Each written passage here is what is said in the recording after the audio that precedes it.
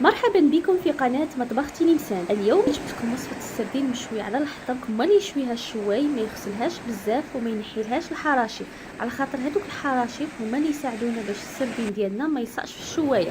اذا كمال اللي شريتها هي دي مباشره في شويه تاع الماء تاع البحر، نشللها به غير بالماء تاع البحر غير هكذا، نغسلها شويه ما نصمتهاش. راكم تشوفوا اليوم ما نحيلها لا فوالها لا والو، نشلوها نزيدوا لها شويه ملح فاوح ونفوتوا نشويها. بالنسبه للنار راني قدينا النار، كي نقديو النار نفدوا الاحتياطات ديالنا فيها. اذا دائما ندوروا عليها بالحجر، ما خصهاش تكون تفوت متر. ما هاد النار لها تقريبا 50 سنتيمتر، خاطر كانت تكون متر يعني تفوت واحد متر تغلبنا. دائما ماذا بينا نمسوش الاش سانتيتيك ونوجدوا دائما على يدينا بدون تاع الماء احتياطي. هذوما الاحتياطات اللي خاصنا نفدوهم كي نشعلوا دائما النار. اذا هي دي الحوت، نزيد لها شويه ملح وشويه تفاوح، نخلطها نستنى شويه تهمت، نفوت مباشره نسدف هاد السردين بالشوايه، نسدف السردين ديالي بنفس هاد الطريقه ونشوفكم ان شاء الله.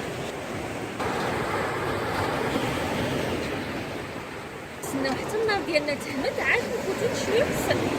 اذا مباشره نحطها على النار تنشوى. راكم شفتوا بلي ما غسلتهاش بزاف باش ما تسماطناش وما نحيتلاش فوادها، عملتها كما اللي يعملوها في لي ريستورون. كي نحسوها بلي حمارت من الجهه التحتانيه نقلبوها، ما نطيبوهاش بزاف حتى تيبس، غير شويه شملنا النار وتخفى الطيب.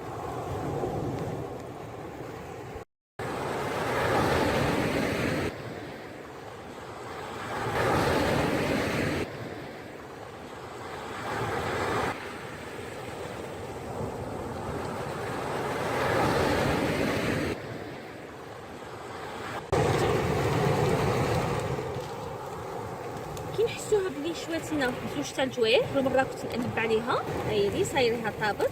اذا ننزعها نحيها.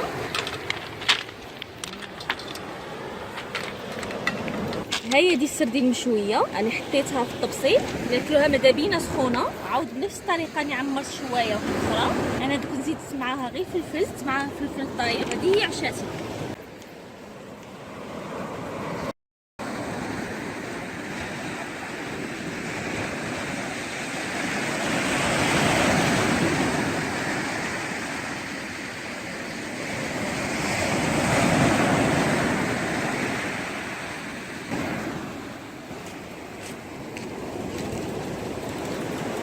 هذه هي الحوت مشويه كما تاع لي ريستورون بنينه. كاين يحب ياكلها بشويه تاع البصل ويعصر عليها شويه تاع الليم. هذا هو عشاتها. نتمنى ان الوصفه تاع اليوم تكون نالت الاعجاب ديالكم، ونشوفكم في وصفه اخرى ان شاء الله.